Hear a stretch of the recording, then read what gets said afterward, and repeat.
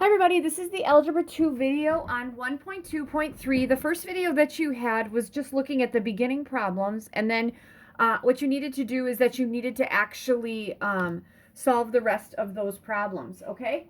So all of these come out of a book, that I have actually taken pictures of the problems, and you should have that in Google Classroom.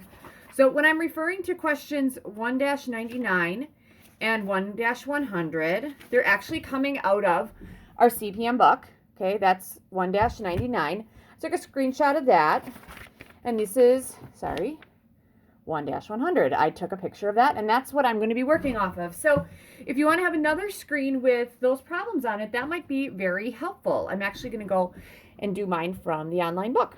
All right. So in question 1-99, you guys had to find the relationship between some lines. Okay. So for the lines that they gave you in A, we went through and we figured out the relationship for those. Okay. And it looked like they were all parallel because they all had the same slope. Okay. 1-99B, you should have had some time to do this. We have 5x plus y equals -3. And then you have y equals -1/2 x minus 3. Then we have 3x minus 4y equals 12. And finally, we have 5y minus 2x equals -15. All right. So I know that I already have this one in slope-intercept form so I can visualize what that line looks like. Let's go ahead and start putting the rest of them in that. So if I have 5x plus y equals -3, to put this in slope-intercept form, remember slope-intercept form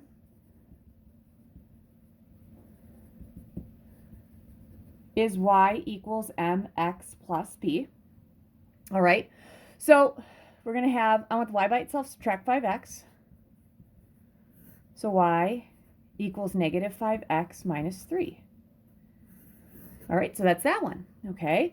Then we'll take this guy, the 3x minus 4y equals 12, and let's put that in slope-intercept form. I'm going to subtract 3x.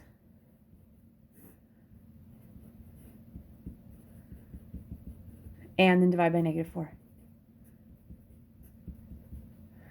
Y is going to equal, a negative divided by a negative is a positive 3/4. And then that's going to be x, because I do have an x there. And 12 divided by -4 is -3. That's what I have there. All right. Last but not least, this guy right here. We got 5y minus 2x equals -15. All right. So for this one, I'm going to subtract 5y. I'm sorry, I'm going to leave 5y there. My bad. I want to leave the y alone. So I'm going to add 2x. 5y equals 2x minus 15, and divide by 5. And we're going to divide every part by 5. So this one's going to be y equals 2/5 x minus 3. All right. So what it looks like is we have 4 lines here, okay? So we're going to have 4 different lines, okay? Now, if I'm looking at those 4 lines, are they going to be parallel? No, they're not parallel because the slopes are the same. Do they have anything in common? Yeah, they do. They have this -3 in all of them, don't they? So these are 4 lines that intersect.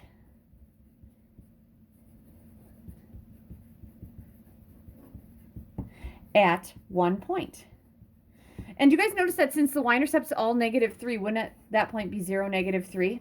Okay, so that's how those lines look. All right. Okay, so our next problem. Okay, so we looked at 1-100A. So in all of these, and this is a review from algebra, in 1-99, we did A and B. This is what you should come up with. So if you did the first video and you're just watching and you're checking your answers, you might want to kind of fast forward till we get to the answers. So in B, we're going to see if, number 1, if they are linear, okay? And then if it is linear, they want me to graph it. It's not super necessary to graph it, but I'm going to find the equation, okay?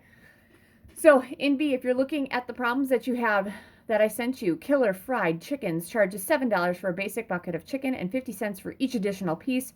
The input is the number of pieces of chicken, and the output is the cost. So the cost is going to be, so I'm going to say X is equal to the number of pieces of chicken, And y is going to be the cost. So when I'm making this equation, what it mean, okay, y, that's the cost of our chicken, is going to equal, okay, they're charging you $7 and then 50 cents more. So let's think about it. I know I got ahead of myself, but that does make sense that that's going to be a line. We're starting at 7, and that's plus 0.5x, okay? And I apologize. I don't want to explain too much because we're going to explain all these things in class. So there it is. Okay, C. All right. So here's what I would do for C, you guys. C kind of is interesting because it looks like we have a table of x's and y's. And I'll tell you from teaching algebra, a lot of kids want to make sure that they go in line and they're in a row. So it looks like we start at 0 and we go to 10. So I'm going to go 0, 1, 2, 3, 4, 5. Looks like I'm going to go 6, 7, 8, 9, 10.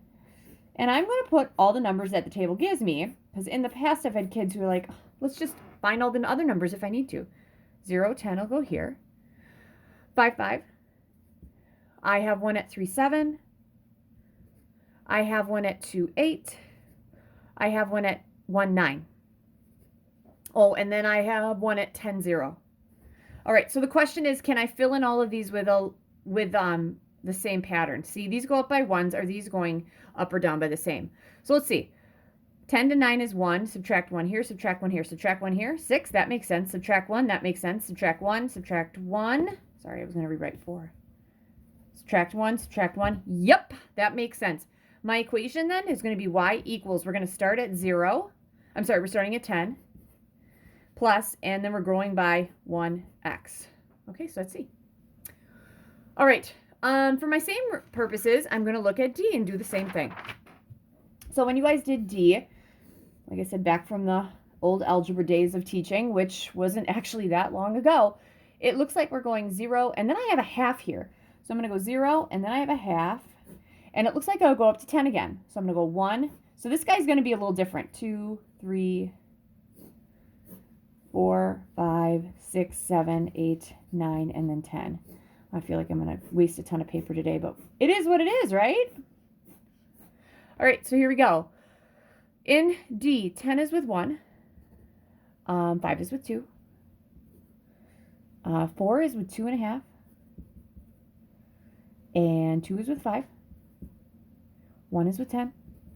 We have a half with 20. All right.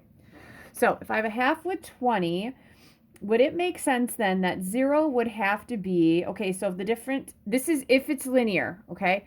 So if it would be linear. Now, some of you guys might be like, Miss Henschel, I already know that it's not linear. Because if you graph these, it probably wouldn't be. Already looking at this, if I had to graph this, 110 would be up here. 2, 5 would be like here. So this would be 1, 2, 2, 5, that's got to be halfway. 3, I don't have anything, but for 4, it's 2.5. So it looks like it's kind of shrinking that way, and then 10, it's at 1. All right, let's just kind of see what I would have done back in the day with my other kids. These, if this is linear, from 1 to 2 is growing by 1, these would also have to grow the same or decrease the same. I'm going to use blue, I'm sorry. So if I'm going from 10 to 5, that's subtracting 5. Well, it makes sense already that it's not going to be linear because I'd have to subtract 5 here. When I have to subtract 5 there, well, if I subtract 5, it's going to give me 0. So that doesn't work. So that's why it's not linear. There is no constant change in y over the change in x. There is no constant slope. Okay, as my x's are increasing by 1, my y's are not decreasing by 5. It's not constant. So that's a no-no. You can't do that. All right. We're up to E now. This is a situation, so I probably can fit this on the same sheet of paper. James planted a bush in his yard. The year he planted it, the bush produced 17 flowers. Each year, the branches of the bush split, so the number of flowers doubles. The input is the year after planting, and the output is going to be the number, okay? So, X is the input, and that was the year after planting. This is if I have a linear. And y is going to be the number of flowers.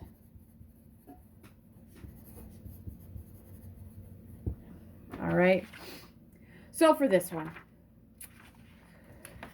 here's what I would think about with this one. so you can make a table. I think kids, like, they just love tables. So I'm going to go 0, year 0, then 1, then 2. There's also a key word in here that you could say, not linear. It has this word in it. That means it doesn't grow at the same rate every year. When it was planted, it had 17. And then each year, the branches of the bush split so that the number of flowers doubled. So if I double 17, I get 34.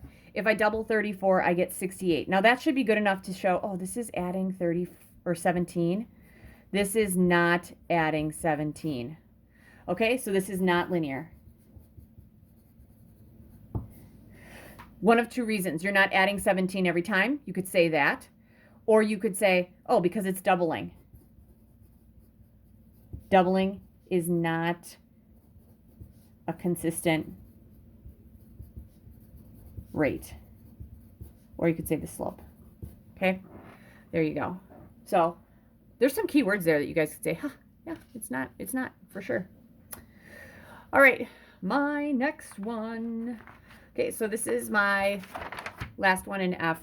So in F, what you guys have is you have a table, and I really like these tables because I think it's easy. So they go 0 to 8, so let's go 0. We'll go up to 8, 1, and I know they're missing some, but that's actually good for us because it'll make the problem easier if I fill them in.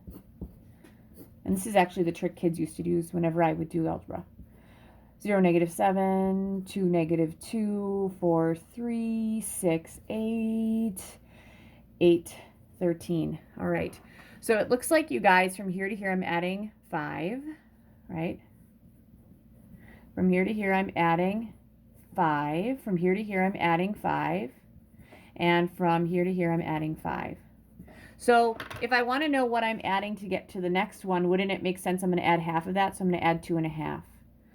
All right, -7 plus 2.5. To be honest with you, my brain is fried. But, okay, -7 plus 2 is going to give me -5 plus another half. That's going to be -4.5. -4.5 plus 2.5, that's going to give me -2. If I add 2.5 to this, I'm going to get 0.5 or 1/2.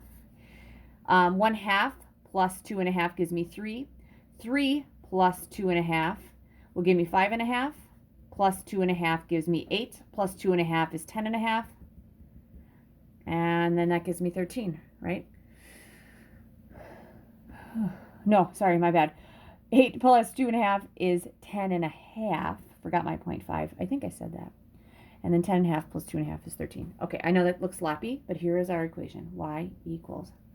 All right, we're starting at -7. Our growth is 2.5. I'm okay with 2.5x minus 7. Or rather than 2.5, you guys, you could have y equals 2.5 x minus 7.